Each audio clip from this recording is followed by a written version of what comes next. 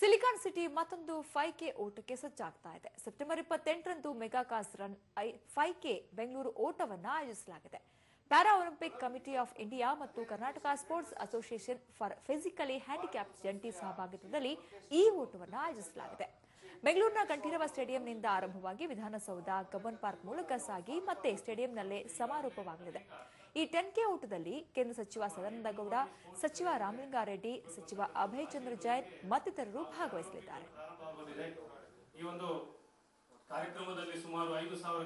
ಇದು ಸಂಚಲನ ಒಂದು ಸ್ವಯಂ ಸೇವಾ ಸಂಘಟನೆ ಆಗಿದೆ. ಅನೇಕ ಸಾಮಾಜಿಕ ಕಾರ್ಯಗಳಲ್ಲಿ ಹಾಗೂ ಸೇವಾ ಚಟುವಟಿಕೆಗಳನ್ನು ನಾವು ಹಮ್ಮಿಕೊಳ್ತಾ ಇದ್ದೇವೆ. ಇದೀಗ ಪ್ಯಾರಾಲಿಂಪಿಕ್ ಕಮಿಟಿ ಆಫ್ ಇಂಡಿಯಾ ಹಾಗೆ Karnataka sports association for physically challenged ಅಂತಕ್ಕಂತಹ ಎರಡು ರಾಷ್ಟ್ರೀಯ ಈ ವಿಕಲಚೇತನರ ಕ್ರೀಡಾ ಸಂಸ್ಥೆ ಇದೆ. ಇದರ ಒಟ್ಟಿಗೆ ಸಹಯೋಗದೊಂದಿಗೆ ನಾವು ಒಂದು ಮೆಗಾ ಕಾಸ್ ರನ್ 5K ಅಂತಕ್ಕಂತಹ ಒಂದು ಓಟವನ್ನು ಈ ಸಂದರ್ಭದಲ್ಲಿ ಆಯೋಜಿಸಿದ್ದೇವೆ. ಈ ಒಂದು ಪ್ಯಾರಾ ಸ್ಪೋರ್ಟ್ಸ್ ಏನಿದೆ ಅಂದರೆ ವಿಕಲಚೇತನರ ಒಂದು ಕ್ರೀಡೆ ಏನಿದೆ ಅದಕ್ಕೆ ಹೆಚ್ಚಿನ ಬೆಂಬಲ ಸಿಗಬೇಕು.